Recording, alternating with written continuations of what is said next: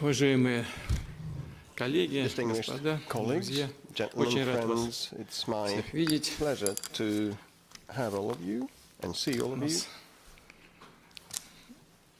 Наша компания расширяется, количество друзей и наших единомышленников в рамках объединения БРИКС возросло.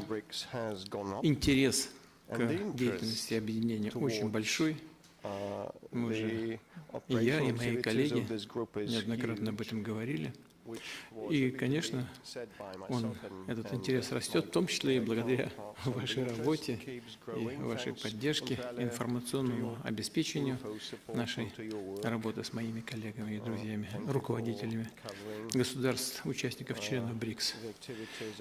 Скоро саммит, в преддверии саммита состоится еще визит президента Объединенных Арабских Эмиратов, буквально послезавтра, приедет. Будет у нас в воскресенье, с ним как раз вот здесь у меня дома запланирован неформальный ужин, а на следующий день, в понедельник, визит. А затем уже со вторника начнем работать в Казани. Большая очень программа запланирована. Да и в течение года, в течение нашего председательства в БРИКС многое было сделано. Наверное, тоже к этому будет какой-то интерес. Я с удовольствием расскажу в общих чертах. Я сразу меня прошу извинить, я расскажу вам только в общих чертах, потому что такой объем информации невозможно весь этот объем с собой уносить, в голове держать, потому что сотрудничество очень разнообразное, многоплановое, по всем направлениям идет. И здесь, конечно, по каждому из этих направлений было бы, я думаю, вам интересно поговорить со специалистами, которые той или иной деятельностью занимаются профессионально. Очень рассчитываю на то, что у вас такая возможность будет, в том числе и у вас, и у ваших коллег, у ваших подчиненных, в том числе в ходе саммита БРИКС в Казани. Ну, это, пожалуй, все, что мне бы хотел сказать в начале, чтобы время не занимать. Я слово передаю вам и постараюсь ответить на ваши вопросы в том объеме, в котором я владею тем или другим аспектом нашей сегодняшней предстоящей беседы. Пожалуйста, прошу вас. Владимир Владимирович, сердечно благодарны за то, что вы в вашем прямо-таки нечеловечески напряженном графике нашли время встретиться с нами. Но об этом напряжении свидетельствует хотя бы то, что за 4 дня в Казани у вас будет не только саммит, не только масштабная пресс-конференция, но и более 2 десятков двухсторонних встреч. Это трудно, вот вы правильно говорите, это трудно разместить в голове, но каким-то образом 17. Ну вот, хорошо, примерно 2 десятка двусторонних встреч. Эта встреча, которую мы сейчас проводим, она исключительно важна не только для нас персонально, но и для всей планеты, потому что здесь представлены средства массовой информации, суммарная аудитория которых буквально несколько миллиардов человек. И у нас есть вопросы, ответы на которые мы донесем для наших зрителей, слушателей и читателей. Я хочу задать первый вопрос, такой обобщающий. Мир меняется с такой скоростью, что даже порой не успеваем следить за тем, сколь другим он стал. Какие приметы этих перемен и какие возможности они дают для БРИКС? Самое главное примета – это формирование новых центров развития. Вот это самая главная примета. И это развитие, по мнению экспертов, которым я очень доверяю и к мнению которых прислушиваюсь, оно объективно будет идти прежде всего в странах БРИКС. Это глобальный юг, так называемый, прежде всего. Это Юго-Восточная Азия, это Африка. Рост, позитивный рост будет в таких мощных странах, как Китай, Индия. Позитивный рост будет в России, Саудовской Аравии, но опережающий рост будут демонстрировать страны Юго-Восточной Азии и Африки. По нескольким причинам. Ну, во-первых, уровень развития тех стран, в которых ожидается позитивная динамика, но такая сдержанная, говорит, прежде всего, об этом говорит то, что эти страны уже достигли определенного уровня развития. В тех странах, о которых я сказал, и в которых будет опережающий рост, там еще недостаточный уровень урбанизации и высокий темп прироста населения. И вот эти два фактора, без всяких сомнений, будут играть на формирование новых центров экономического роста, а за этим развитие политического влияния. А что касается таких членов БРИКС, как Китай, Индия, Бразилия, Южная Африка, Южноафриканская республика, то, конечно, рост их экономического потенциала будет сопровождаться и ростом их влияния в мире. Это совершенно очевидная вещь. Вот, но это просто объективная данность.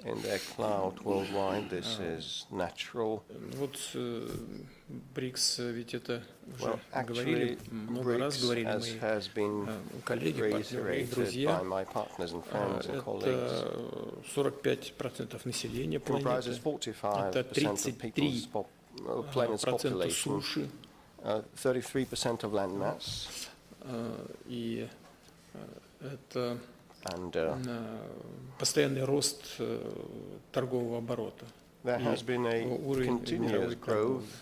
Вот я сейчас только что выступал перед деловым советом БРИКС, предпринимателями из наших стран, и приводил цифры, о которых я уже говорил ранее. Да, с собой не взял. Но если посмотреть на 1992 год и 2023, то рост в мировом ВВП стран БРИКС совокупно, он удвоился. А рост стран семерки и по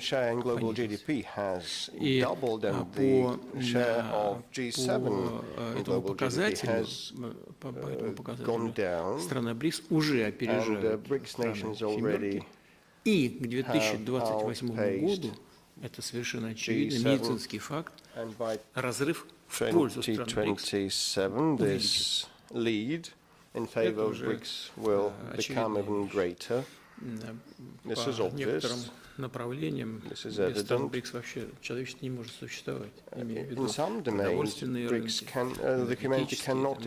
но и в высокотехнологичных сферах, в частности в развитии искусственного интеллекта и его использования, мы все больше и больше не только приобретаем компетенции, а по отдельным направлениям становимся лидерами. Поэтому вот это самое главное изменение. Вот это самое главное, очевидное, зримое изменение, которое происходит в мире.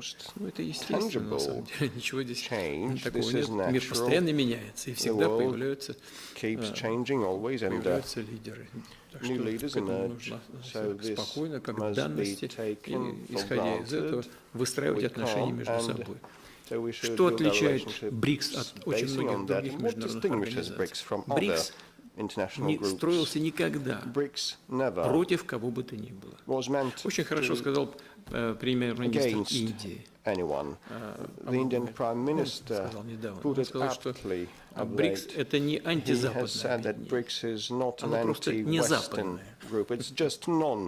Вот это очень важно. В этом большой смысл есть. То есть БРИКС никому себя не противопоставляет. Это объединение государств, которые вместе работают, исходя из общих ценностей, общего видения развития, и принцип самого главного — учета интересов друг друга. Вот на этой базе мы будем работать в Казани. Спасибо большое, Владимир Владимирович. Действительно, страны БРИКС — это 45% населения планеты, но если БРИКС и не составляет мировое большинство, то уж точно представляет, потому что многие страны, даже не члены БРИКС, болеют за успех этого объединения и разделяют ценности. Я с удовольствием представляю моего коллегу из Китая, Фан Юня, главный редактор компании CGTN и заместитель главы медиакорпорации Китая, господина Шеня. И мы предоставляем право среди наших гостей задать первым вопрос, учитывая ваши личные отношения ask the first question, given your personal relationship with President Xi and the special relationship between Russia and China, and then we'll go clockwise. Mr. Fan, over to you. Your Excellency, Mr. President, it's my pleasure to represent the Chinese media today. The Kazan BRICS Summit is the first one after the expansion, so we pay a lot of attention to that. As the role of BRICS nations keeps growing after its expansion, what shall be the benefit for its influence? What is your take on that? You have mentioned that the BRICS nations represent more than 33% of global population and landmass, and so what shall the contribution of these new members and BRICS by and large be for the entire world? Well, BRICS now comprises 10 nations, and each of these nations represents a lot of value and interest for the global community, and definitely for BRICS too. Each of these nations has its own culture and history, its own advantages in global labor distribution patterns. And dealing with these countries is beneficial for all BRICS nations. When new stakeholders emerge, full-fledged participants of an international entity, they bring in something new of their own, and so it is important that they should take into account the underlying principles of BRICS. Initially comprised by 3 countries, Russia, India and China. We did that together, and the acronym BRIC appeared in St. Pete, and afterwards it expanded. On the other hand, all the members should treat the new nations' interests with respect. In the course of the year, we have been putting our best foot forward to integrate smoothly all the new members into the operation of BRICS, and we have самых разных организаций, самых разных 250 events, и причем в разных областях. 200 мероприятий уже проведено.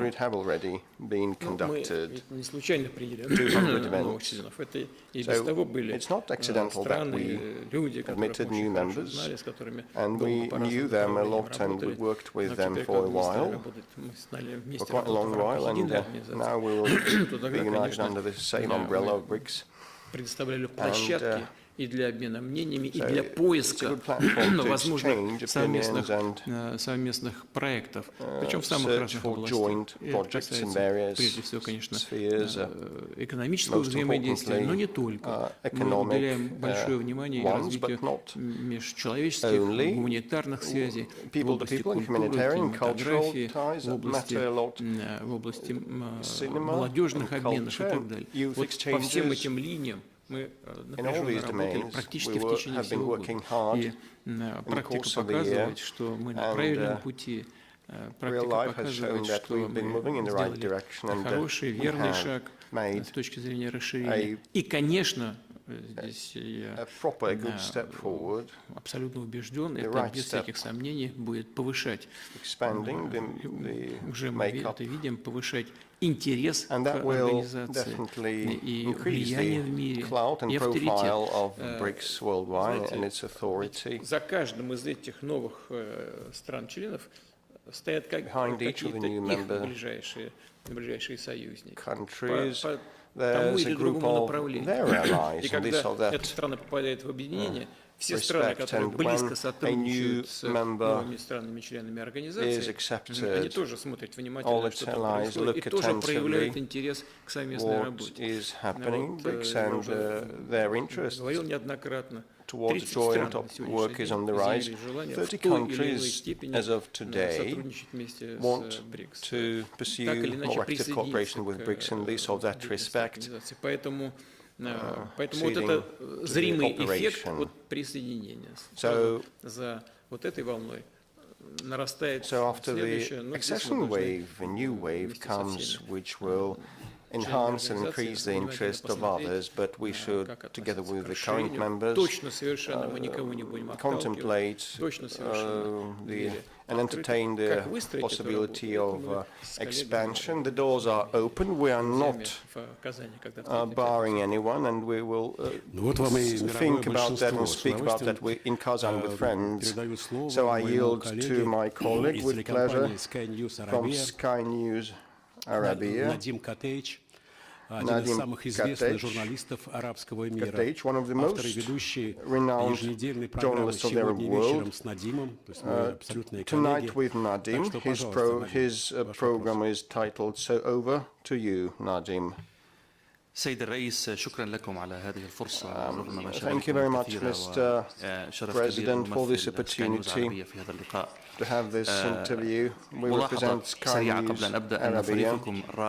Before I ask my question, I want to say that your team has done a good job with respect to the arrangements for the meeting, and we're so glad that we can talk to you in earnest and openly and sincerely, although we don't know the Russian language and we have not censored the questions. No, so it's absolutely sincere. Mr. President, you said on many occasions that the global world order should be reconfigured. It may not be easy. السياسة وصناعة السياسة في العالم. هل تغامر روسيا باعتمادها على هذه التحالفات بأن تتحول إلى الشريك الأصغر في هذه اللعبة الدولية؟ هل هذا يخيفكم أو يقلقكم فخامة الرئيس؟ Doesn't Russia feel to be a junior partner to a certain extent in this interaction between the United States and China? У нас с Китаем сложились уникальные отношения. Have established a unique relationship, very confidential, and the trade and economic ties volume has been growing rapidly. According to our statistics, 226 or 228 billion, the Chinese say it's $240 billion of mutual trade, which is self-explanatory and self-evident, and I want to reiterate that the interaction of Russia and China at the international arena is one of the key factors of global strategic stability.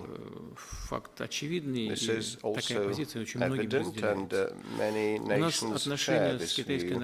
Our relationships with the P are People's Republic of China это не пустая штампованная фраза. Так и есть на самом деле. On the basis of taking each other's interests into consideration, we listened to one another like 5 to 6 to 7 years ago. Мы на уровне правительства, на уровне высшего политического руководства. Я со своим другом, председателем Си Цзиньпинь много раз говорил о том, что нам нужно облагораживать баланс. Нам нужно подумать о том, что мы можем сделать для того, чтобы и российская продукция промышленности в большем объеме попадала на китайский рынок. For the Chinese market and for agriculture too. The Chinese side had relevant questions too on energy, on some other areas, on outer space cooperation. And we rectify every aspect. We hear each other. We give each other an ear. If you consider the trade balance structure, you will receive an answer. We are not just talking, we are doing. И у нас нет ни старших, ни младших. There are no seniors or juniors. Мы просто работаем в интересах друг друга. To promote each other's benefit, and we are successful. Значит, теперь, что касается взаимоотношений между Китаем и relations between the United States and China, we are not так же, как мы interfering. лезем в отношения между, Likely, скажем, we do not interfere in relations, and we have colleagues here. Между Эфиопией, скажем, и they will realize immediately we do not interfere in relations between Egypt and Ethiopia. You must be aware of this. We are not meddling. Если возникают какие-то сложности, Whenever и there от нас хоть что-то зависит, мы готовы предложить свои thing where we can assist in addressing challenges or issues, we are ready to provide a helping hand, and if participants are interested in our participation as well. Самая крупная экономика мира сегодня по The паритету world's покупательной biggest способности, economy in terms на of душу purchasing населения, power по паритету parity, not покупательной способности, Китай. based on individual это income, всего лишь is статистика. China. На втором месте Statistics Соединенные tell Штаты. us Да, на with the душу United States населения, ranking конечно, в second. Штатах намного больше. Per capita, the United States ranks biggest, but consider the population of China, over 1 billion people compared to the population of the United States. The economy volume is bigger. India ranks 4th. Russia is a little ahead of Japan. Доля Китай является нашим The share of China, партнером торгово-экономическим номер один. China is Но our доля number России one trade partner, but растет. И Russia's сейчас доля share России grows. And now Russia's share, в торговом обороте Russia ranks 4th in terms of the trade turnover with China, and it matters for everyone. Да.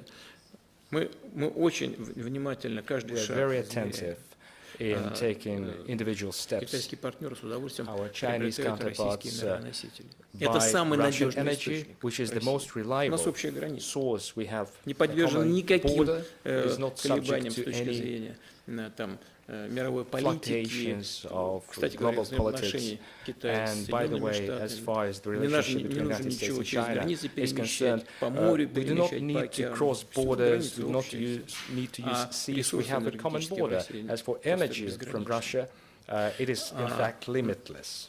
А если посмотреть на отношения If we между can see Китаем the и relationship Штатами, of the United вы States знаете, здесь and я China, думаю, что Штатам нужно I think задуматься. the Вот United они States испортили needs to give it a отношения с thought. Россией, They have вводят spoiled the постоянные relationship with санкции. Russia by И это imposing негативно continuous отражается на sanctions, них. and it has a negative Конечно, многие на impact них и eventually on them. отражается. В том числе на долларе So, отражается. Весь мир задумался, стоит ли The entire world использовать is доллар, thinking whether если dollar если is worth Соединенные using, Штаты по considering that the United политическим States, соображениям for political reasons, restricts ограничивают использование the доллара в use качестве of their currency универсальной as a международной universal расчетной единицы. international Задумались об этом. unit of payment. И объем Now everyone использования is доллара doubting this, медленно, но and the чуть-чуть volume of dollar сокращается и в расчетах, is и в reducing, резервах. both in settlements Хотя and же in reserves too. традиционные Consider союзники Соединенных traditional Штатов allies of the сокращают United свои States. Even they резервы в долларах. reduce their dollar reserves. А с Китаем что происходит? Ну тоже одна санкция за Now другой. China, one sanction follows another. It is not related to politics. It is because of the Chinese economy booming, and also because of an attempt to decelerate this growth by imposing various politically driven sanctions. Another point I would like to add here. The United States is late some 15 years. I mean, they will not be able to stop the Chinese development. It is an impossible task. It's like saying to the sun, do not rise. It will rise. There are objective economic processes. They are connected to a billion of factors. And this attempt to contain the development of China has a negative impact on the US economy. The competitivity of their commodities is lowering, and if they continue down this path, they will lose every competitiveness. That's how cooperation unfolded over the recent decades between the economy of the United States and China. It is interconnected, and everyone realizes it. But the actions that we see today taken by the United States of America, I think they are counterproductive in nature. But it is also related to security policy. I mean, by committing continuous provocations. Why are they doing this? I am often asking myself, whenever I see provocative actions in one region of the world or in another region of the world, why are they doing this?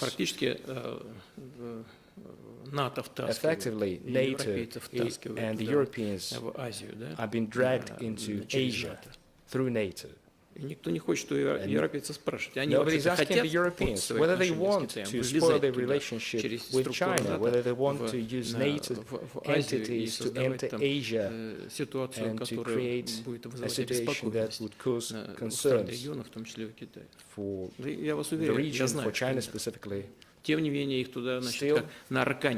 they have been dragged, literally, like puppies, by big angry person. They galvanize their allies there, Japan, Australia, New Zealand, into creating additional points of tension. They transfer rather dangerous weapons threatening Russia and China specifically. We follow these developments closely. We do not interfere. As we do not interfere in the relationship between Egypt and Ethiopia, for one, but the baseline of our assumption is that China is our strategic partner and ally. Спасибо. Но сила BRICS в том, что нет старших и младших, и никто не вмешивается в отношения других стран. Это очень важное качество, важная интонация внутри этого объединения. Владимир Владимирович, хочу представить вам всемирно известного колумниста по международной политике, международной арабской политике, который представляет газету Arab News, Файзал Аббас. Faisal, you have the floor, please. Thank you, Mr. Speaker. فخامة الرئيس، أولا نشكر لكم إتاحة هذه الفرصة للتحاور معكم حول هذه القضايا التي هي في غاية الأهمية على الصعيد الدولي. سؤالي فخامتكم، وكما تعلمون المملكة العربية السعودية مدعوة للانضمام إلى تحالف بريكس، وسيحضر سمو وزير الخارجية الأمير فيصل بن فرحان. وكما تعلمون أيضا فخامة الرئيس فإن سمو الأمير كان منشغلا بكثرة منذ نوفمبر الماضي في بناء تحالف دولي لإقامة حل الدولتين والاعتراف بدولة فلسطين. ونحن نعلم طبعا أن موقف موسكو كان منذ البداية مؤيدا لحل الدولتين. والسؤال فخامتكم في ظل قيادة دولتكم لقمة البريكس هذه السنة وحضور معالي الأمين العام للأمم المتحدة لهذه القمة، ما الذي يمكن أن نتوقعه من نتائج، من ضغوط، من حلول لوقف إراقة الدماء الحاصل حاليا في منطقة الشرق الأوسط، خصوصا أنه في هذه الحالة هناك توافق تام بين كافة دول الأعضاء في بريكس فيما يتعلق في حل الدولتين وضرورة وقف إطلاق النار. Саудовская Аравия представляет фазу. Вы сейчас, когда говорили прекращение огня, то имели в виду прежде всего сектор Газа. You meant the Gaza Strip, is my understanding correct? Yes, sir. Да. Ну, наша позиция здесь очень хорошо известна. Я смогу что-то добавить. Ну, мы всегда исходили из того, что должна быть реализована резолюция Совета Безопасности, решение Совета Безопасности об образовании двух государств, Израиля и палестинского государства. В этом корень всех проблем.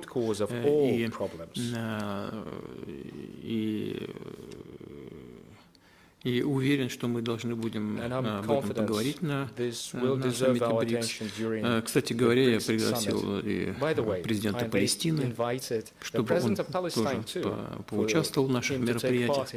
Будет возможность его услышать его оценки. Но, знаете, у меня много очень было бесед на эту тему и с израильским руководством, и с руководством Саудовской Аравии, и с палестинским руководством. Невозможно, на мой взгляд, я говорил нашим партнерам в Израиле, невозможно, мне кажется, решить палестинскую проблему, исключительно опираясь на вопросы, связанные с экономикой. Я знаю, что у израильского руководства, причем и ныне действующего, и у прежних руководителей, есть мнение, что достаточно удовлетворить какие-то фундаментальные, основные интересы палестинцев, проживающих на этих территориях, и вопрос будет закрыт. Мне кажется, что кроме чисто материального характера, есть еще вопросы, связанные с духовной сферой, связанные с историей, связанные с чаянием того или другого народа, проживающими на определенных территориях. Здесь вопрос гораздо глубже и сложнее. Вот в этой сфере нужно работать. Первое. Второе, нужно, конечно, работать в рамках такого широкого консенсуса. Я сейчас не хочу, знаете, здесь во всем те же самые Соединенные Штаты обвинять, но зря они разрушили четверку. Нет, ну правда, но не хочется их все время тыкать там и говорить, что они во всех бедах виноваты. Наверное, это не так. Но зря четверку разрушили. Четверка работала, легче было согласовывать все позиции. Они взяли на себя, монополизировали эту работу, взяли на себя всю ответственность, ну и не получилось. Мне думается, надо бы вернуться. Может быть, не четверку эту расширить, поговорить о том, как восстанавливать эти территории, как вернуть людей, которые покинули эту территорию. Палестинцы не уйдут оттуда, это их земля, надо это понимать. Это первое. А второе, чем больше будет проблем гуманитарного характера, тем больше будет желающих отстаивать свои интересы. Кстати говоря, многие и в Израиле это понимают. И такую точку зрения, которую сейчас вам излагаю, многие в Израиле тоже разделяют. И у меня есть, была и, в общем-то, есть возможность получать информацию от людей, которые придерживаются такой точки зрения в Израиле. Мы в контакте с Израилем, разумеется, с Палестиной. У нас традиционная позиция еще со времен Советского Союза, которая заключается в том, повторю это еще раз, что главный способ решения палестинской проблемы — создание полноценного палестинского государства.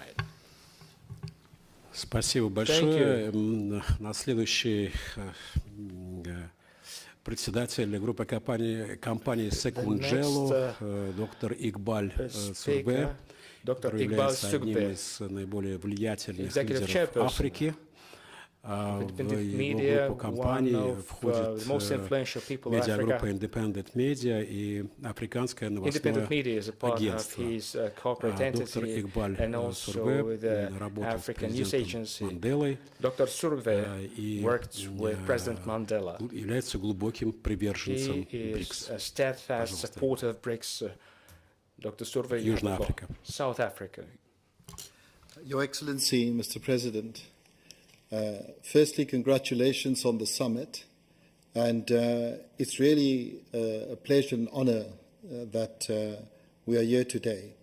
Mr. President, you are one of the pioneers of BRICS. As you've quite correctly said, you have been there from the inception.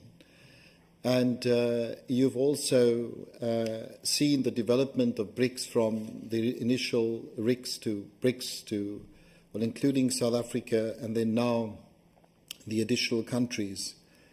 Mr. President, I've had the pleasure of, being the chairman of the BRICS Business Council, and also the privilege of having met you during those engagements. And I'm a strong advocate for BRICS myself, but I get the sense that we have moved too slowly. And I get the sense that, in a way, that we may miss the valuable opportunity to ensure that the BRICS grouping becomes the preeminent grouping in the world. BRICS is very critical at this juncture in terms of where we find ourselves in world history. It's very important for the global south, or what Mr. Kislev has said as the global majority. And I think Russia has a very important role to play, and in particular yourself, Mr. President. My question is then very specifically to you. How can you and Russia hosting BRICS accelerate the mechanisms for BRICS to play a far more important role, one, economically, two, in payment systems, and three, which I think is important, in politically as well? Thank you, Mr. President. Что касается политического устройства, ваш египетский коллега, я уже ушел от этой части, но поскольку вы к этому вернулись, я вернусь и начальной части его вопроса. Он говорил о том, что мы заявляем и стремимся к переустройству. And we seek to rebuild the world order. It isn't our aspiration, in fact. It happens naturally. Мы просто говорим о том, что это неизбежный процесс, и мы должны соответствующим образом на это реагировать. Ведь вот эти новые центры силы, которые возникают, они же возникают не потому, что западные страны довели до украинского кризиса и все привело к тому состоянию, в котором это находится. Ну, я просто еще раз напомню. В 2014 году западные страны во главе США организовали, если то поддержали госпереворот. С этого начался весь кризис. А потом начали на протяжении многих лет НАТО толкали. Вот с чего кризис. И войну начали в 2014 году.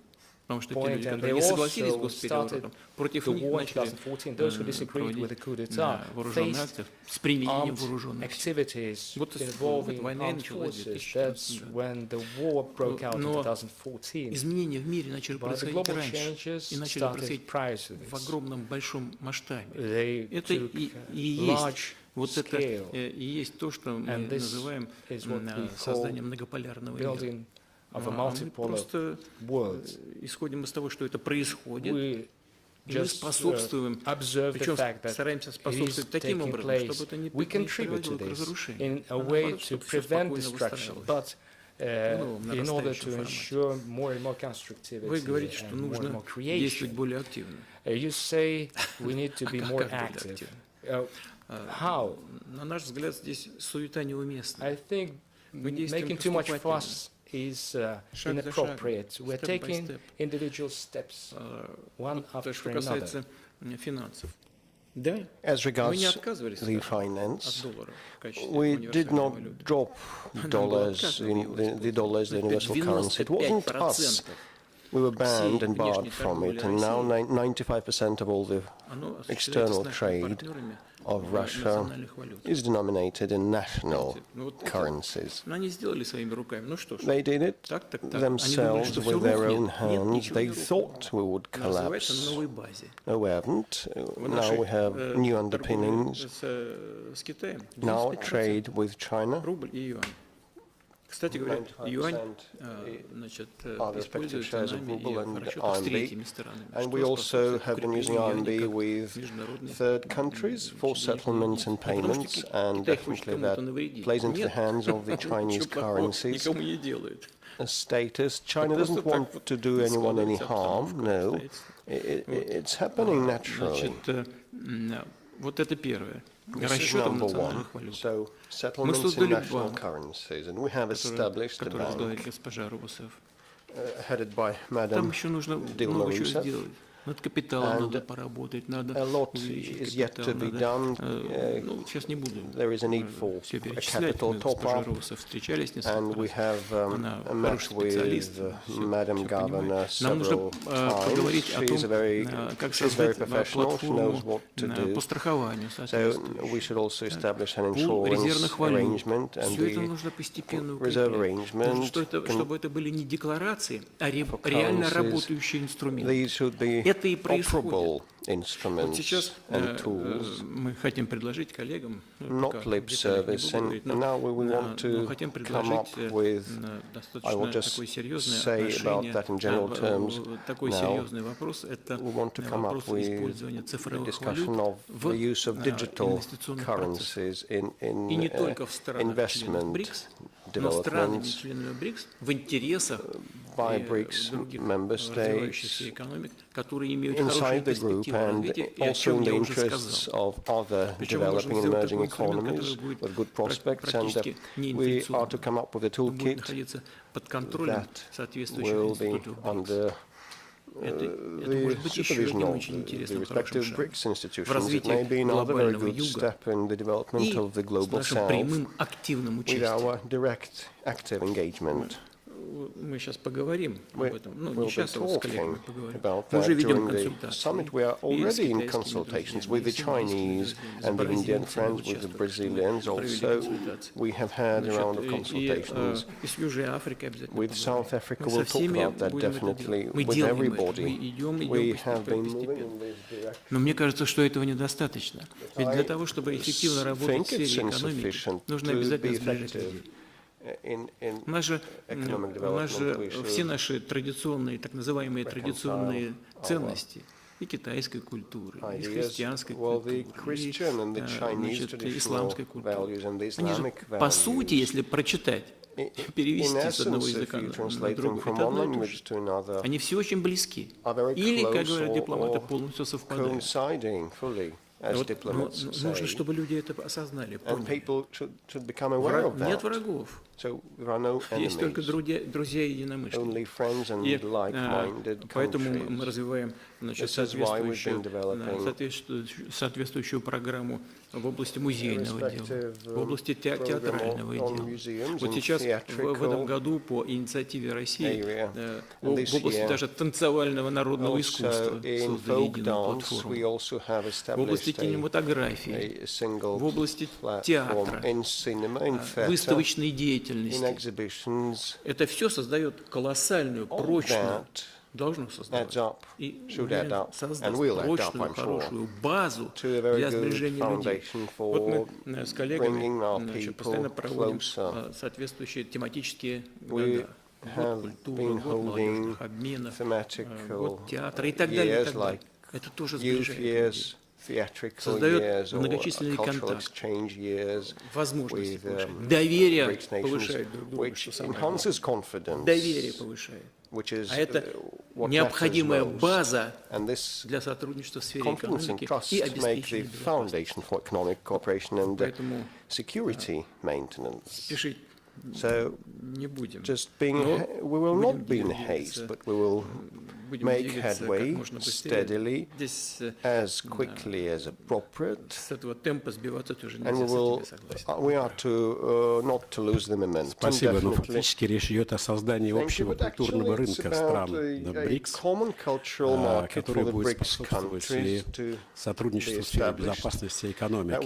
Следующий индийский гость, Владимир Владимирович, это влиятельное информационное агентство PTI, и Судхакар Найер работает в PTI 45 лет, прошел путь от корреспондента до исполнительного редактора, работал в Германии и в премьерском пуле. Пожалуйста, Судхакар. He worked for the at the Prime Minister's pool and in Germany. Over to you.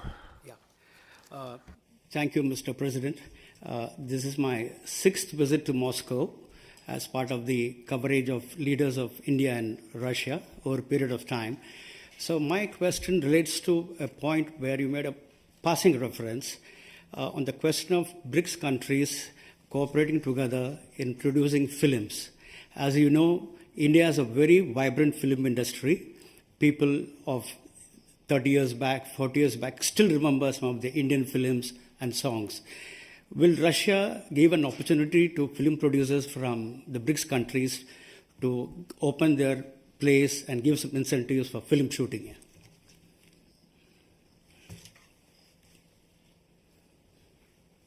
Вы знаете, если посмотреть на все страны БРИКС, if we have a look at the BRICS member states in their totality, I think that in this country, the Indian films are most popular than anywhere else. We have a special TV channel with Indian movies shown round the clock. Вопрос интереса к индийскому кино у нас очень большой. Первое. Второе. На московских кинофестивалях у нас проводятся кинофестивали БРИКС. И в этом году на московском кинофестивале были представлены все ленты практически всех стран БРИКС. Победила, по-моему, работа режиссеров из Саудовской Аравии, Египта и третья страна там еще. Иордания, по-моему. Да, Саудовская Аравия, Египет и Иордания. Вот победила картина трех режиссеров из этих стран. Что касается экономической стороны дела, продукты кинематографии — это также, как и любые другие продукты, это часть рынка, который должен быть соответствующим образом отрегулирован. Очень много решений принято по защите своего собственного рынка, и это касается не только кинематографии, это касается автомобильного рынка, и других направлений деятельности. Но мы уверены, если такая заинтересованность у индийских наших друзей есть, то мы без всяких сомнений найдем общий язык для продвижения продукции кинематографистов Индии на российском рынке. И могу сказать, что на рынке в широком смысле этого слова этот продукт востребован, во всяком случае, в России. И это наряду с фармацевтикой индийской, думаю, что it is very relevant and popular product. Alongside the pharmaceuticals, it's going to be a very good undertaking. I'm ready to talk with our friend, the Prime Minister of India, when he arrives in Kazan. I'm sure we will come to terms 100%. No difficulties. Спасибо, Владимир Владимирович. Ну, конечно, хотелось бы увидеть не просто индийское кино, хотелось бы увидеть кино с участием актеров из стран БРИКС, представляющих свои разные культуры. Но чтобы там был индиец, китаец, Мы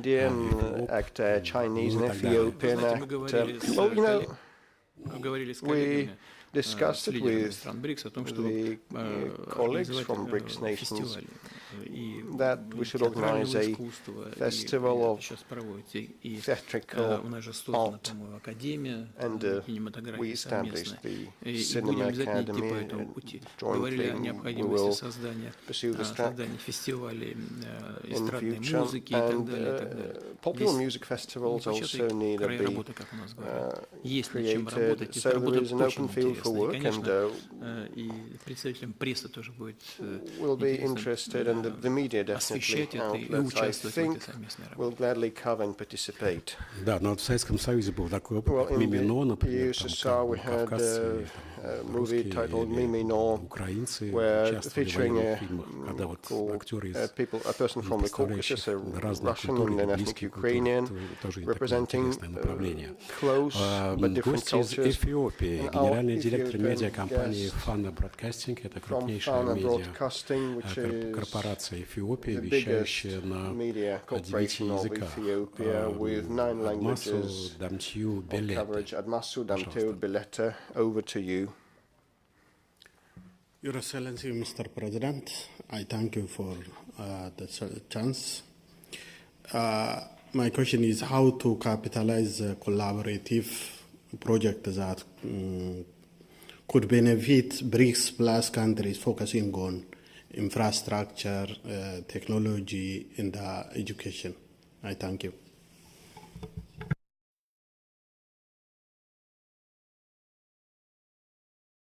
В какой области? Which domains you mentioned? Could you say it again? How to capitalize a collaborative project that could benefit BRICS Plus countries, focusing on infrastructure, technology, and education. Что касается области образования, давайте начнем. У нас традиционные, очень хорошие и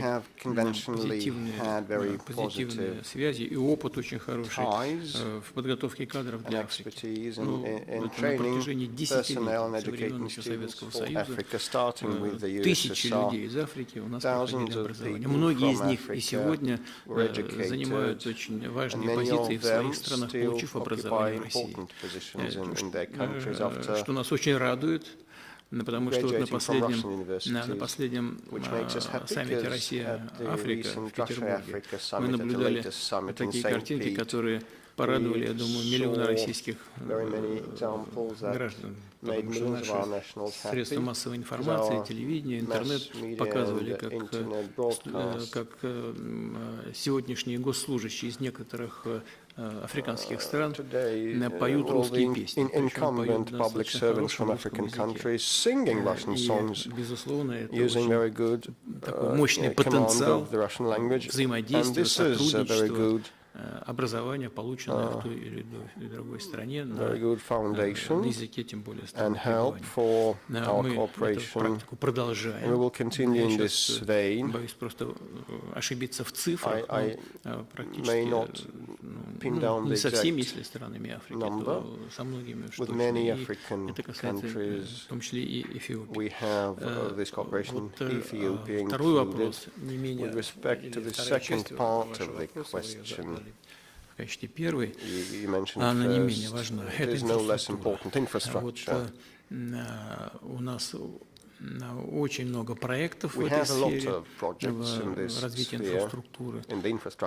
И вот наиболее известные, значимые, такие, носящие глобальный характер, это известно уже многим заинтересованным коллегам, известный проект «Север-Юг», это от Балтийского моря и до Персидского залива, железнодорожная магистраль, это с многими нашими партнерами, которые Arab Gulf, and we have проявляют интерес, в том числе и готовы участвовать в финансировании этого проекта. Второй очень крупный маршрут — это Североморской путь, это по Северному Ледовитому океану. И здесь мы очень много делаем. Это глобальный маршрут. И многие страны, члены БРИКС, проявляют к нему большой интерес. Потому что он дает маршрут в случае своей реализации, он реализуется, дает очень большие экономические преимущества. Что касается Эфиопии, да, и здесь мы очень много делаем. Это практическая работа. Мы строим ледокольный флот, которого в мире нет. Такого, скажем, атомного ледокольного флота в мире просто не существует, кроме России. У нас, по-моему, 7 атомных ледоколов, 34 дизельных ледоколов, причем очень высокого класса, они мощные, современные. Строится еще ледокол «Лидер», так мы его называем, который вообще будет колоть лед любой толщины, любой, и будет работать круглогодично. Ну, собственно говоря, и так уже. Проводка судов там, по-моему, до 9 месяцев уже доходит. Поэтому это очень интересный большой проект. Что касается Эфиопии, у нас традиционные глубокие отношения, духовные, гуманитарные связи очень хорошие.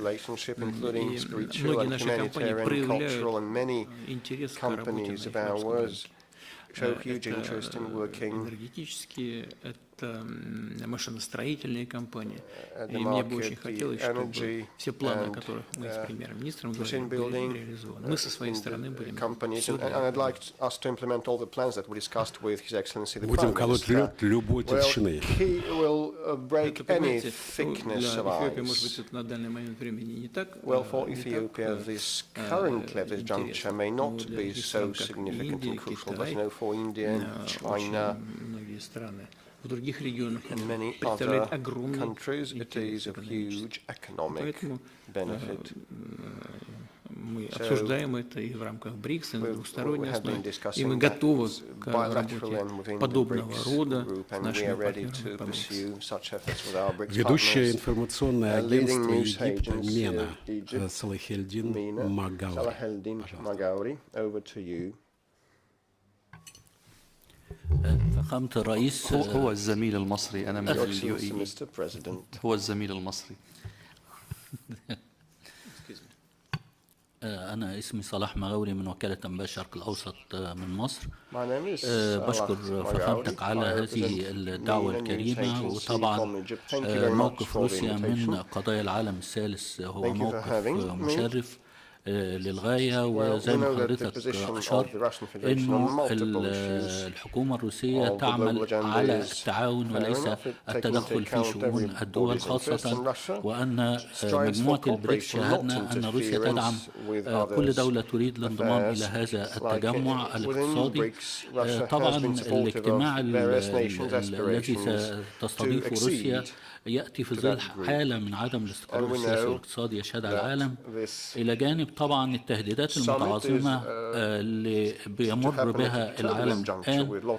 عايزين حضرتك تطلعنا على رؤيتكم لمستقبل التعاون بين دول التجمع، وهل يحتاج العالم إلى مزيد من هذه التجمعات أو توسيع العضوية في البريكس لمواجهة الهيمنة الغربية على اقتصادات العالم، وهل ستدعونا إلى عملة تجمع عملة موحدة لدول البريكس، خاصة وأنكم تتحدثون عن التبادل بالعملات المحلية بين الدول التي تتعامل معها روسيا، وبالفعل قطعتم خطوات طويلة في هذا الاتجاه. شكرا. Consolidate national currencies. What are the long-term measures and plans in this respect? With respect to BRICS single currency,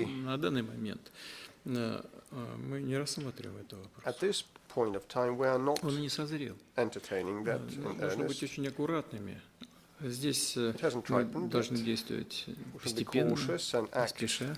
На данный момент мы изучаем возможности расширения использования национальных валют и создания инструментов, которые позволили бы сделать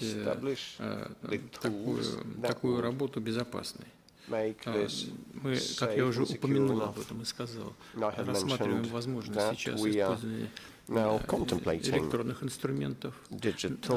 Необходимость, такая работа идет, наладить отношения между центральными банками и обеспечить надежный обмен финансовой информацией, который был бы независим от тех международных инструментов обмена финансовой информацией, которые вводят определенные ограничения по политическим соображениям и нарушают принципы мировой экономики.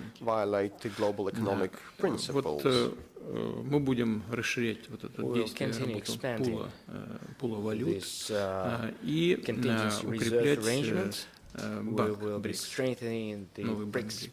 Вот будем идти по этим направлениям. Для того, чтобы говорить о создании единой валюты, это нужно иметь высокую степень интеграции экономик. И не только это, нужно не только иметь высокую степень интеграции экономик, а нужно добиться их сопоставимого качества и объема. Невозможно, имея в виду население и сами экономики. Но экономики по своей структуре, по эффективности, они должны быть примерно равноценны. Иначе мы столкнемся с теми проблемами еще больше, чем проблемы, которые возникли, скажем, в том же Евросоюзе, когда была введена единая валюта. Для тех стран, уровни экономик которых не были сопоставимы. Поэтому это отдаленная перспектива. Но теоретически это говорить. Теперь, что касается расширения. Вот мы сейчас, одна волна расширения прошла. И, конечно, это не случайно здесь у коллег прозвучали вопросы, что мы делаем для того, чтобы адаптировать новых членов организации. Это тоже требует несмотря на то, что мы долго друг с другом работали, взаимодействовали, но тем не менее, все равно в рамках единой организации я уже сказал, интерес к работе БРИКС, к участию в работе растет, 30 государств заявили о Поэтому мы сейчас вместе с коллегами, я буду говорить об этом, с нашими друзьями в Казани, с лидерами стран БРИКС, вырабатываем такую категорию, как страны-партнеры БРИКС. И вот первым шагом будем выстраивать эту работу. Но для нас, для России, это прежде всего страны СНГ, страны Евразийского экономического союза, но из других регионов мы тоже с удовольствием будем приглашать и с этими странами работать. Первое. Второе, здесь нужен, конечно, консенсус. И мы будем аккуратно в этом отношении действовать. И руководствуясь двумя принципами. Это первый из них – это многосторонность, а второе – все-таки эффективность работы организации. Увеличивая количество членов организации, мы не должны свести к минимуму эффективность работы самой структуры. Поэтому вот, руководствуясь этими соображениями, теперь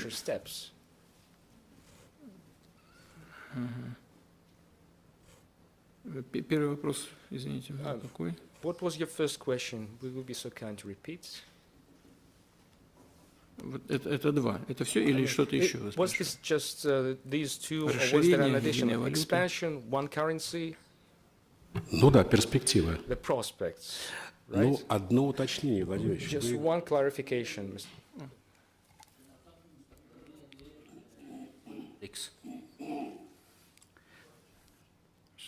الآفاق المستقبلية لتجمع البريكس. ما هي رؤيتكم للآفاق المستقبلية لتجمع البريكس؟ And the future of the BRICS grouping, in your opinion? Just like I said, новые центры развития, новые центры силы, и поэтому и все они практически представлены в БРИКС. В этом смысле, to this extent, конечно, за БРИКСом большое будущее. BRICS с большим уважением относимся к другим региональным объединениям. Стараемся с ними сотрудничать. И, честно говоря, несмотря на всю конфликтность сегодняшней ситуации в мире, мне кажется, что развитие БРИКС, если он будет развиваться на тех базовых принципах, о которых я сказал в начале, а именно неконфронтационности, не работа против кого-то, а только исключительно в интересах страны этой организации, то он благотворно, эта работа благотворно скажется и на ситуации в мире в целом. Мы же не строим какого-то блока, направленного против чьих-то интересов. Это не блоковая организация. И в этом смысле она имеет универсальный характер. И, на мой взгляд, благотворно будет отражаться и на мировых делах в целом, в том числе на мировой экономике. Если она будет, если эта работа будет помогать развитию мировой экономики, то в этом смысле она будет полезна и для тех стран, которые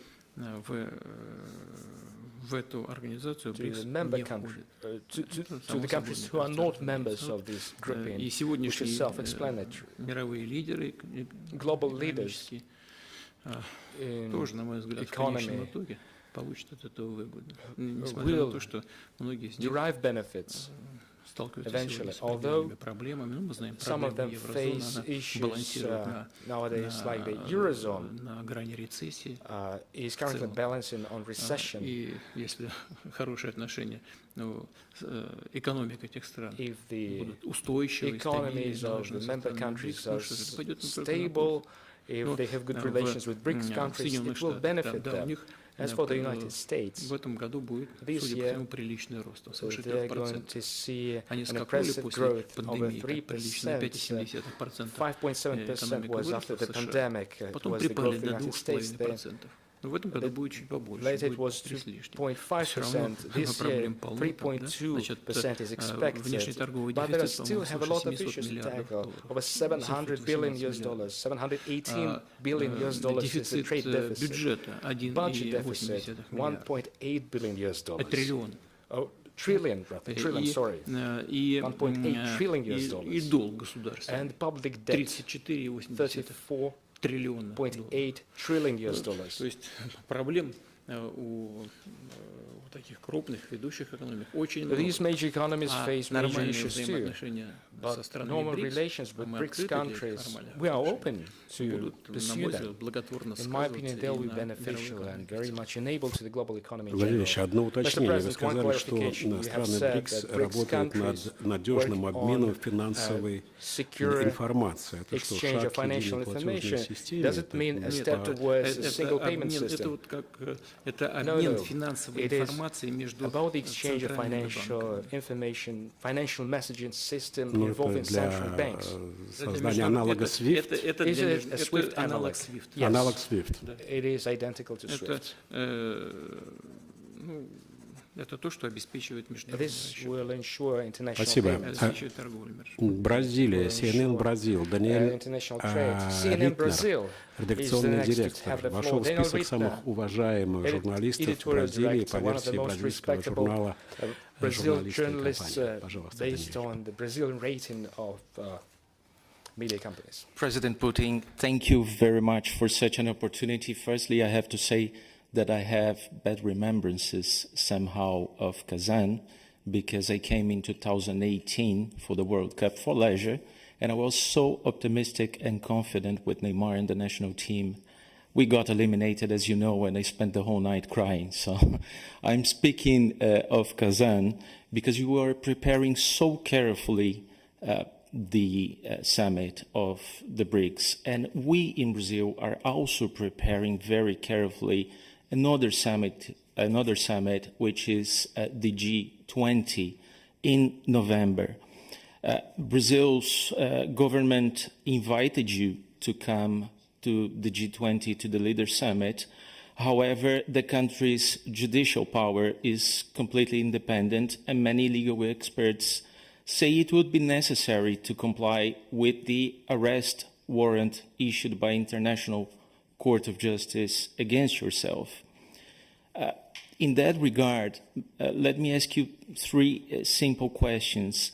Are you planning to go to the G20 in Rio in November? Secondly, in face of that, do you think that this situation that I described somehow shows the weakness of the BRICS before old organizations like the ICC? And thirdly, with all due respect, do you fear to get arrested in Brazil? Значит, первое, что хочу сказать, что Международный уголовный суд не имеет универсального значения. Это одна из международных организаций, юрисдикцию которой Россия не признает. Так же, как и многие другие страны мира. По-моему, США тоже не признают. Китай не признает. Поэтому то, что такая организация существует, по сути, да, вот если такая организация независимая существует, может быть, это неплохо, но нужно, чтобы она приняла такой универсальный характер. Это первое. Второе. Решения подобного рода очень легко обходятся. Ну, просто совсем легко. Достаточно подписать межправсоглашение, и все, и юрисдикция Международного уголовного суда будет ограничена. Если у нас с Бразилией очень добрые, хорошие отношения, надежные, стабильные на протяжении очень многих лет, десятилетий. Поэтому, по большому счету, можно подписать межправсоглашение, и никто не будет поставлен в сложное положение, все идет. Теперь по поводу независимости. Ну, мне бы не хотелось здесь ничего нагнетать, но тем не менее мы знаем, что Международный уголовный суд заявил о том, что он собирается принять решение в отношении некоторых политических деятелей с Ближнего Востока. А потом на него из Соединенных Штатов цикнули, и он заткнулся. И это все. Поэтому уважение к такой организации, которая не носит универсального характера, и не является самостоятельной, но, к сожалению, небольшое, на низком профиле. Ну, и, наконец, самое главное. Ну, во-первых, вы знаете, у нас непростая ситуация, украинский кризис еще далеко не закончился. Да? А во-вторых, и самое главное, мы понимаем, что, в принципе, двадцатка — это хороший форум. Он полезный в целом. Если его, конечно, не политизировать, если дальше не будут политизировать, там попытки предпринимаются разного рода. Но он создавался, и не так давно создавался, как чисто экономическая платформа. Вот так вот, если это будет развиваться именно в таком ключе, это будет полезно. Вот. Но вот мы же понимаем, что происходит вокруг России. Я понимаю. У меня с президентом могут прекрасные дружеские отношения. Ну что же я там специально туда приеду, чтобы, значит, нарушить нормальную работу этого форума. Мы же прекрасно понимаем, и я понимаю, что это ничего, кроме там, даже если исключить этот самый, исключить этот МУС, разговоры будут об этом. Фактически сорвем работу 20. Мы же взрослые люди. Поэтому мы найдем, кто в России на высоком уровне достойный представитель нашей страны. Спасибо. К двадцатке относимся бережно. Владимир Владимирович, Mr. President, we are careful about everyone, except for our enemies. Mr. President, you have mentioned the Ukrainian crisis. Just yesterday, while speaking at the European Union Summit in Brussels, the Зеленский заявил, что единственной альтернативой вступлению Украины в НАТО будет обретение ей ядерного оружия. И скоординированно в издании «Бильд» вышло интервью с неким анонимным украинским технарем, который сказал, что Украине нужно лишь несколько недель для того, чтобы создать свое ядерное оружие и потом ударить по российским войскам. Что это вообще все означает? Это очередная провокация на создать ядерное оружие в современном мире несложно. Я не знаю, способна ли сейчас сделать это Украина, это не так просто. Для Украины сегодняшнего дня. Но в целом это здесь больших сложностей нет. Все понятно же, как это делать. Это опасная провокация, потому что она будет, безусловно, любой шаг в этом направлении будет встречать соответствующую реакцию. Это второе. И третье, и самое главное. Оно заключается в том, что политическое руководство сегодняшней Украины неоднократно уже об этом говорил, еще до того, как кризис перешел в горячую фазу.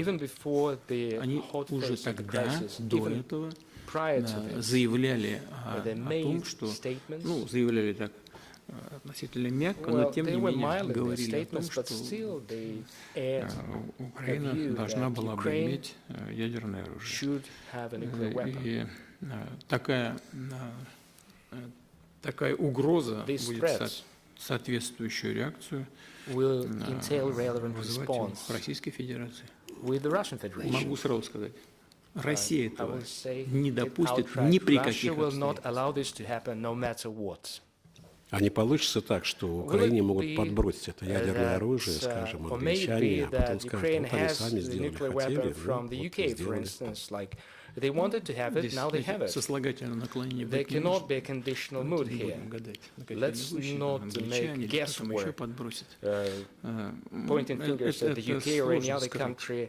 It takes an effort to conceal this. I mean, there is radiation exposure and relevant maneuvers are required. You cannot conceal this, like you cannot conceal a needle in a haystack. We can trace any movement in this direction. Да, пожалуйста, Саудовская Аравия. Saudi Arabia, please. شكرا فخامة الرئيس. انطلاقا من روح إحلال السلام وحلول الدولتين اسمح لي أن أصوب خطأ صغير للمترجم. الزميل نديم من لبنان والزميل صلاح من مصر، وهذا حل دولتين على الطاولة. أود أن أتابع على مسألة أوكرانيا إذا سمحتم لي فخامتكم.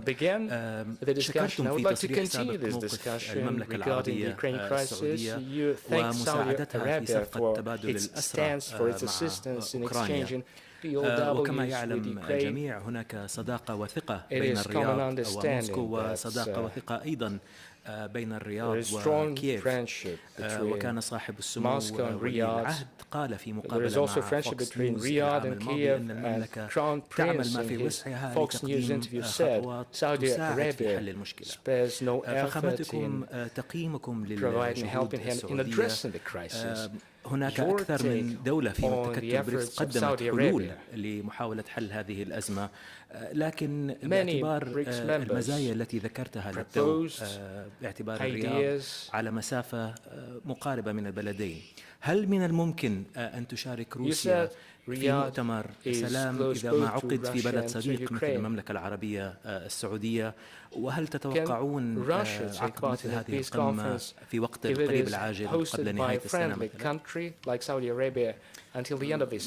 Вы сейчас сказали про дружеские отношения России и Саудовской Аравии. Так и мы рассматриваем Саудовскую Аравию как дружественную страну. Мне очень добрые отношения с королем и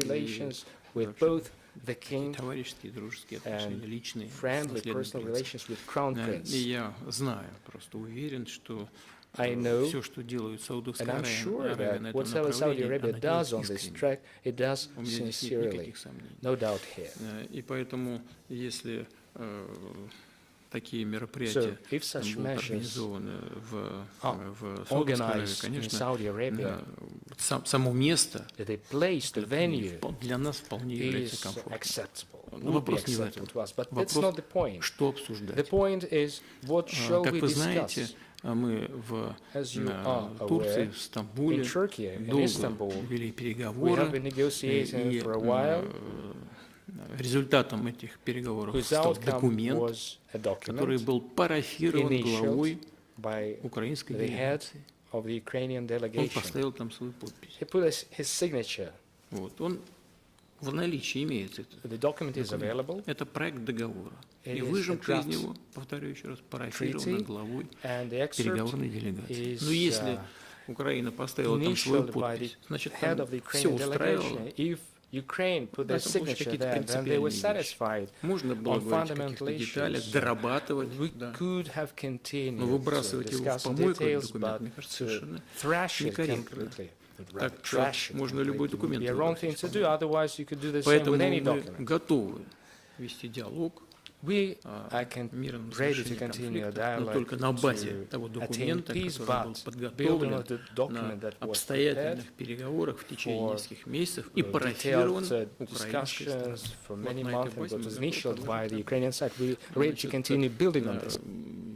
Есть инициатива Китая, Бразилии, initiative of China and Brazil.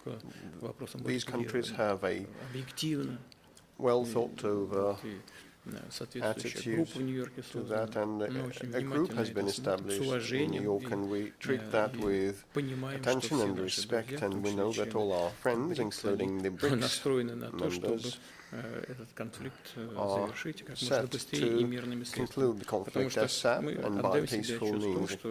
We are aware that definitely this is an irritant for the global affairs and for the European affairs and for the global economy. Мы, как никто другой, заинтересованы в том, чтобы завершить его как можно быстрее и, конечно, мирно. Повторю еще раз, готовы вернуться. Не мы прервали переговоры. Это же украинская сторона заявила, что все, дальше переговоров с Россией не будет. Первое. Второе. Вышел декрет президента Украины, запрещающий вести с нами переговоры. Декрет-то действует. Пусть для начала отменить хотя бы этот декрет. Это смешно даже говорить. Все призывают нас вести переговоры, а то, что украинская сторона запретила сама себе вести переговоры, на это что, никто не обращает внимания. Это просто смешно. Но самое главное – база. But the main point is the underpinnings, and the underpinnings will be that draft document that was agreed upon during this Istanbul negotiations. Да, спасибо. У нас уже образовывается очередь. Пожалуйста, Объединенные Эмираты, потом ЮАР, потом Бразилия. South Africa and then Brazil. First the UAE. فخامة الرئيس، يعني نظرا لفهمك العميق للاستراتيجيات العسكرية لربما شعرت بالدهشة في لحظة ما من أداء الجيش الروسي في هذه الحرب التي ربما طالت أكثر مما كنتم تتوقعون في البداية. لا أعرف إن كان هذا التقييم صائب، ولكن هل يعني شعرتم بأي شيء من المفاجأة، الدهشة، الخيبة ربما، لا أعلم، من أداء الجيش الروسي كون هذه المعركة طالت إلى هذا الحد؟ السؤال الثاني، كيف تعرفون النصر في أوكرانيا؟ What defines victory for you in Ukraine? How can you decide that you have reached a victory in Ukraine? Well, you know, setting the timelines would be very difficult and counterproductive. Just now we talked. We have talked the possibility of peaceful talks, well, and I have said that we would be in favor given the certain conditions, and it's our most sincere and frank position the sooner the better. And with respect to the military, to the army, today warfare has been rapidly changing, and means and ways of warfare because of the technological progress at the contemporary age and period of time. And it's very hard to assess what is going to happen today and tomorrow. Not long ago, it was said that the contemporary warfare was about the fight between technological solutions, and today I have heard from the people, military on the ground, that of the battlefield, that today's war is a war of mathematicians. Because, radio jamming and interference devices would be effective against certain delivery vehicles, and they would suppress them, and the other side has, for example, calculated and reckoned what is the counterforce and reprograms the software of its striking assets in a week or 3 weeks. The other side once again builds up their efforts and once again changes the jamming program and software, and it can go forever, go on forever. Well, the Ukrainian army on its own cannot do that, as neither can they, nor can they use long range and high precision delivery vehicles, because they don't have them at hand. It is all done by NATO professionals. But you know what the difference is? NATO is waging a war against us with the hands of the Ukrainian soldiers, and Ukraine spares no lives in the interests of third countries, but Ukraine on its own doesn't use high-tech weapons. NATO does that, the Russian army wages a war on its own and creates military solutions on its own, and software also is done on its own. It's proprietary, and this is the big difference between us. Over the recent years, I have been witnessing that the Russian army has become one of the most combat effective and high-tech armies in the world. And when NATO will get tired of waging this war against us, I'll just ask them. We were ready to continue fighting, to continue the struggle, and we will have the upper hand. We'll win, we'll prevail. Победа будет за нами. We will Пожалуйста, prevail. ЮАР. Please, South Africa. Thank you, Mr. President. When I listen to some of the questions and some of the comments, I'm in a way very happy I stay in Cape Town, on the southernmost tip of the African continent, far away from many of these conflicts. But I also reflect on whether or not the world needs a Mandela moment, and whether BRICS and your leadership can provide that Mandela moment, because every war has to be followed by peace. That is a sine qua non of the world through the ages. And we have to always find the path to peace. Often the path to peace is not very easy, because it's not very obvious. It's also made a lot more difficult by the technological involvement in war today, in conflicts today, because in a way it dissociates people from the war, in a way, so to speak. But Mr. President, my question is a contradictory one, because on the one hand, I think you are a peace lover and you want peace. The Russian people want peace. The people in the Middle East want peace. The people in other parts of the world want peace. But just before we came into this meeting today, the Turkish foreign minister was meeting with a number of his counterparts, I think principally in the Middle East. And he made quite a serious statement Turkish foreign minister said that there is an extremely high probability of a war between Israel and Iran. You may have or may not have seen that statement by the Turkish foreign minister. Of course, that would be devastating for the region and devastating for the world. My question is, what are your thoughts on this, Mr. President?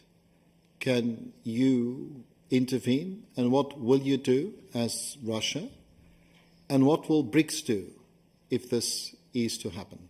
Thank you.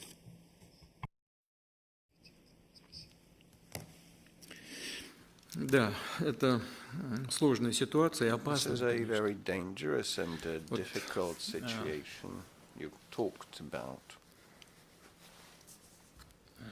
Я сейчас только что говорил вашему коллеге по поводу того, что происходит на with respect to what has been happening on the Ukrainian track, and I have said that NATO wages a war with us, with the hands of the Ukrainian soldiers who use NATO military equipment, and we do both things on our own, and the difference is huge. NATO would not spare Ukraine, fight till last Ukrainian standing. They cater to the American interests. But we should be thinking, and we are thinking about our own military, our own servicemen, and our own equipment. And when we spare a thought for our people, we think about how to provide peace, and by peaceful means, inter alia. This is the difference. So this makes the difference, which is colossal. We do not issue decrees or acts that would ban negotiations. We are ready.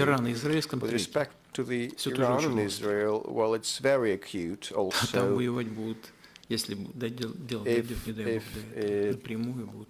ends up in a war, both soldiers will participate. We are in touch with Israel and Iran. We have confidential relations with both of these. And we would really want this infinite, как может оказаться, обмен ударами, он в какой-то момент был остановлен, и чтобы были найдены такие способы развязки ситуации, которые удовлетворили бы как одну, так и другую сторону. Но это всегда ответ на этот вопрос всегда лежит на пути поиска компромиссов. Возможно они в данной ситуации или нет? Я думаю, что да. Как бы сложно это ни было, это, на мой взгляд, просто это очень тонкая сфера, забегать вперед и что-то о чем-то публично сейчас говорить, мне кажется, контрпродуктивно, потому что может только нанести вред. Но поиск решений подобного рода, он очень востребован. И мы, конечно, если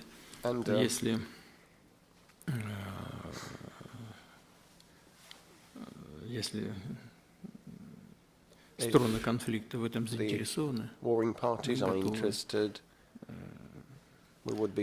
поучаствовать абсолютно искренне, с пониманием интересов как одной, так и другой стороны.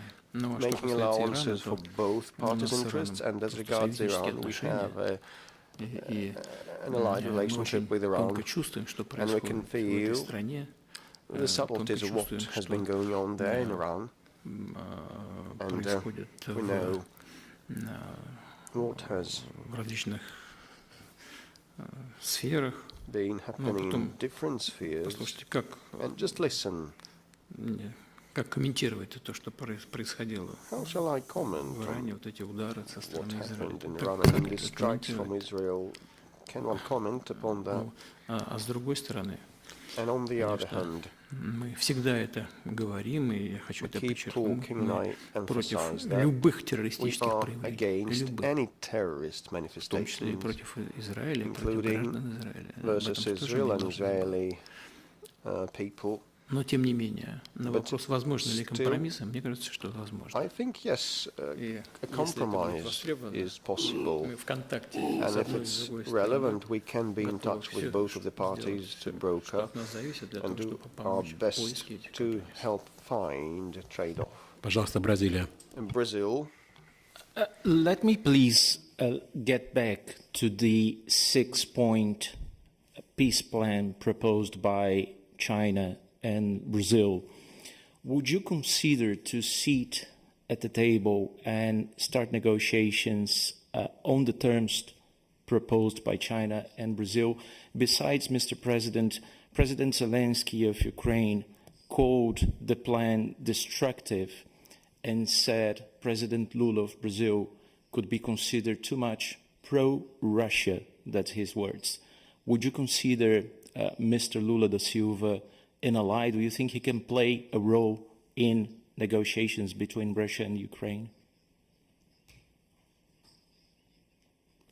Вы знаете, то, что предложил Китай и Бразилия, соответствующую группу в ООН, план соответствующий предложил, мы об этом ничего не знали. Поэтому, то есть ни Бразилия, ни Китай, а это очень близкие к нам страны, в поиске решения мирного урегулирования, они с нами не консультировались, они действовали так, как считают нужным. Ну, это хорошо, это плохо, другой вопрос. Но это просто говорит о том, что и Бразилия, и Китай действуют самостоятельно, никому не подыгрывают, в том числе и России не подыгрывают. Китай говорит совершенно ответственно, публично, вот это можно распространить в каких угодно средствах массовой информации. И наш министр иностранных дел мне докладывал прямо из Нью-Йорка, что происходит, и без всяких предварительных консультаций с Бразилией и с Китаем. Значит, и я считаю, что в целом это взвешенные предложения, взвешенные, направленные на поиск мирного решения. Если кому-то это не нравится, но это их позиция. Я уже говорил, украинская сторона вообще не считает возможным вести какие-то переговоры. Она просто формулирует какие-то свои требования, и все, это же не переговоры. Они вели с нами переговоры, но прекратили после того, как были достигнуты договоренности в Стамбуле. Вот и все. А теперь не хотят. Его совсем недавно же глава этого киевского режима, когда был в Нью-Йорке, опять публично заявил, он же публично сказал, не будем вести никаких переговоров. Что же мне добавить к этому? Нравится там кому-то в Киеве или не нравится предложение Бразилии и Китая. Мы познакомились с предложениями Китая и Бразилии только после того, как они появились публично. Я могу вам сказать, что повторить еще раз. Мне кажется, что это хорошая база для того, чтобы предпринять попытки к поиску мира. Да, пожалуйста, Индия. Mr. President, my question is a kind of mix of some of the earlier questions. It relates to the Ukraine conflict. Some time back, you had suggested that, that India, China, and Brazil could be potential mediators to bring an end to the conflict. Our Prime Minister, Narendra Modi, freely communicates with you, also with the Ukrainian president, also with the US. Do you feel that a potential mediation could exist in the near future?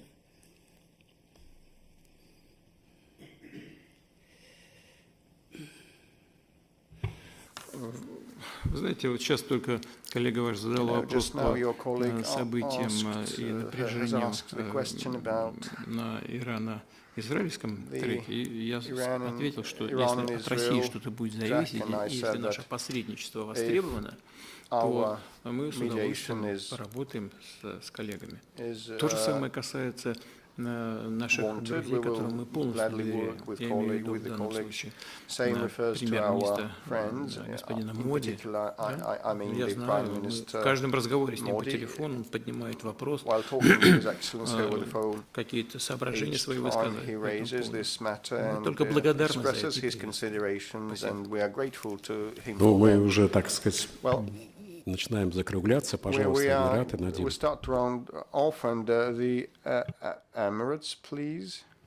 فخامة الرئيس يعني سأعقب على ما جاء في طيات سؤال زميلي من البرازيل. الشيخ محمد بن زايد سيأتي إلى موسكو خلال الساعات 48 المقبلة، وهناك لقاء تحدثتم عنه في بداية هذه الجلسة.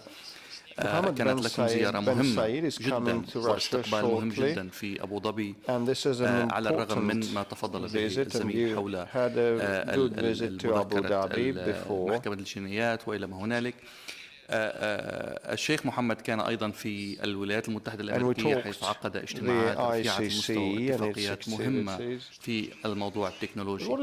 هل الإمارات تبدو لكم هي النموذج للعلاقات الدولية التي تتطلعون إليها، بمعنى هذه القدرة على إدارة علاقة متناقضة بين واشنطن وموسكو، بين إيران وإسرائيل، بين الجناح الجبهة الرفض العربية والجبهة الأخرى؟ هل هذا النموذج يمثل ما تطمحون لأن تكون عليه السياسة الدولية؟ Of a policy that you would like to pursue.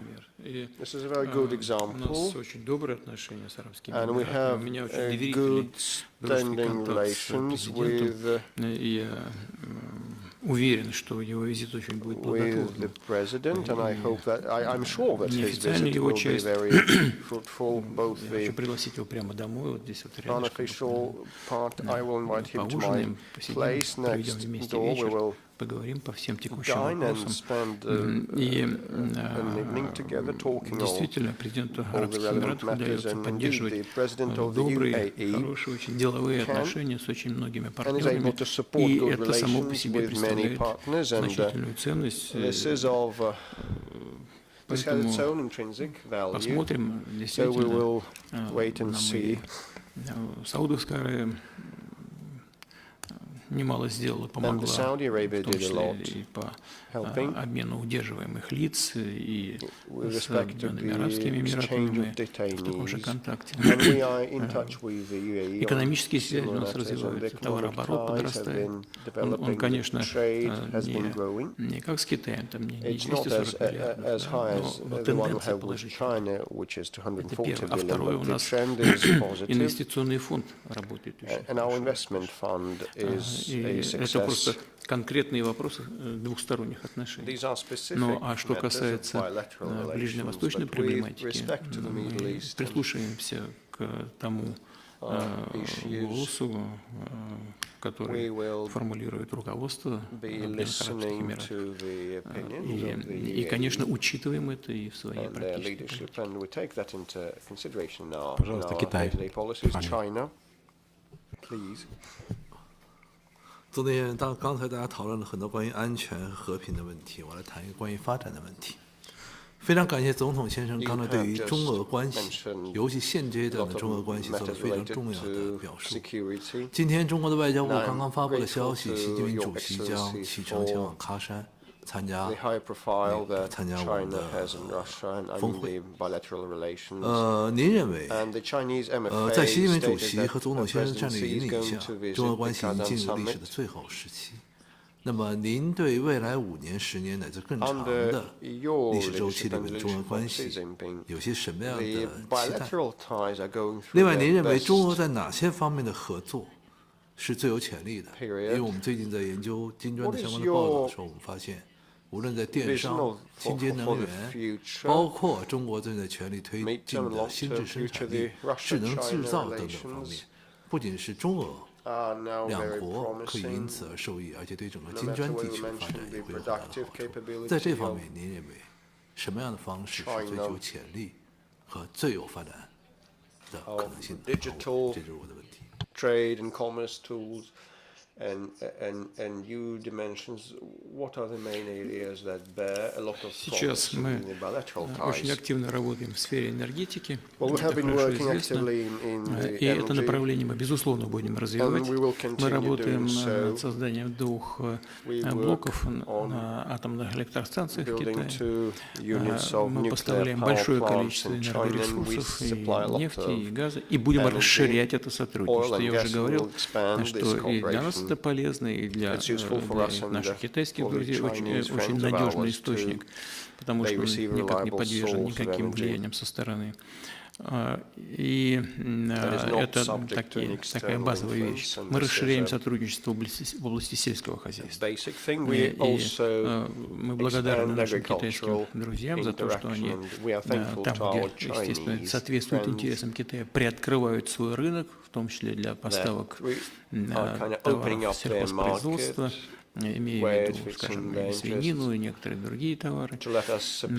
Но это, конечно, такие вещи традиционного характера. Но мы должны смотреть, безусловно, в будущее. И здесь одно из важнейших направлений – это, конечно, высокотехнологичное сотрудничество. Это инфраструктура, это искусственный интеллект, это биотехнология, генетика, это космос. Да, пожалуйста, Саудовская Аравия. شكرا سعادة المحاور فخامة الرئيس شكرا مجددا لكم على سعة صدركم ووقتكم. لدي سؤالين سريعين. الأول متعلق بالمواطن الروسي الإماراتي الفرنسي بافل مؤسس تطبيق تليجرام. لو تطلعنا فخامتكم على آخر التطورات في قضيته وما الذي تستطيع روسيا فعله لأجل مواطنها. السؤال الثاني ربما أكثر تعقيدا. فخامتكم صدر موقف غريب عن رئيس البرلمان الإيراني قال فيه أنه مستعد للتفاوض مع فرنسا بخصوص وقف إطلاق النار وتطبيق قرار 1701 في لبنان. طبعا أنا لا أعرف لماذا يعني بلد ثالث يفاوض نيابة عن لبنان، ولكن باعتبار التي تجمع دول بريكس وتجمع روسيا بإيران وإسرائيل، قراءتكم لنهاية الوضع أو الإند جيم في لبنان، وهل أنتم قلقون من احتلال إسرائيلي جديد؟ And is there a threat that this conflict will erupt into Отношения между Израилем и Ираном должны строить прежде всего две страны. Израиль to be patched up and built by Iran and Israel, and it is their prerogative, and we cannot interfere with the bilateral relations of two very respected Middle Eastern nations that have a big part to play there. With respect to the statement by the Speaker of the Iranian Parliament, I don't think I'm in the position to comment on the у нас, повторяю, очень добрые, союзнические, очень доверительные отношения с Ираном. Ситуация напряженная, сейчас все замерли в ожидании возможных ударов со стороны Израиля. Я очень надеюсь на то, что удастся избежать раскручивания этого конфликта. И повторю еще раз, мы готовы сделать все, что от нас зависит, насколько это возможно, если наша роль здесь будет восприниматься позитивно. И для того, чтобы и в секторе газа дело в конечном итоге закончилось миром и прекращением этих ударов ужасных по гражданским целям. И чтобы на юге Ливана ситуация нормализовалась, чтобы прекратились взаимные удары с одной и с другой стороны, и чтобы на эту территорию тоже вернулась мирная жизнь. Мне кажется, что никто сейчас не заинтересован в раскручивании спирали. Ни по соображениям безопасности, ни по соображениям экономики. Поэтому мне кажется, что шанс найти решение I think that there are real chances to find a way out. Whether it is these chances are successful or not depends primarily on the direct participants, Egypt and then Russia, and then we will. فخامة الرئيس يعني بكرر شكر لحضرتك لهذه الدعوة الكريمة، لكن يعني أود أن نتحدث عن العلاقات المصرية الروسية التي شهدت تطورا ملموسا ونموا كبيرا في عهدكم والرئيس عبد الفتاح السيسي. هناك تعاون وتنسيق كبير معكم ومع روسيا، وهناك الكثير من المشروعات التنموية التي أقيمت خلال الفترة الأخيرة. نريد أن توضحوا حضرتك نظرتكم لمستقبل هذه العلاقات مع مصر، وما هي رؤيتكم لتطوير هذه العلاقات. And what is the picture of the future of the relations? Traditionally, we have very good, warm relations with Egypt for decades. Over the past years, thanks to President al-Sisi, it has our relationship has become very good, and we are now building a power plant, and все эти планы будут реализованы.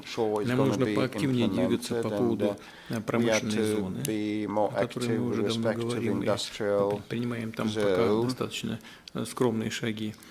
Сегодня в своем приветствии деловому сообществу БРИКС президент Египта об этом тоже сказал, о промышленных зонах during the BRICS Business Summit, and the Egyptian president у нас тоже есть конкретные планы, связанные с машиностроением. Прежде всего, это очень интересные долгосрочные проекты, которые будут характеризоваться не только солидными инвестициями, но и развитием кооперации.